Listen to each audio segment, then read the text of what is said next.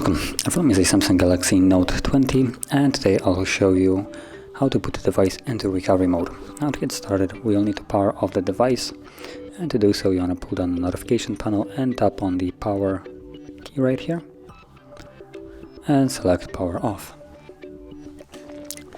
Now give it a moment till the device shuts off, and once it has, you want to hold power key and volume up, both of the keys at the same time.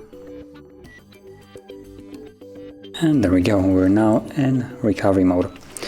So from here you want to use volume keys to navigate. Volume down goes down and volume up goes up. And as you can see, you can reboot the device, reboot to fast boot mode, even though it's called bootloader here. Apply updates, wipe data, wipe cache partition, mount system, view logs, and run test along with powering off the device. Now whatever you select, you will then confirm it with power key. So because I want to leave this mode, I'm going to select reboot system now. Confirm it with power key, and this will leave the recovery.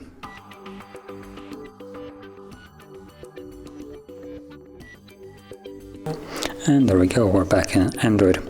So if you found this video helpful, don't forget to like, subscribe, and thanks for watching.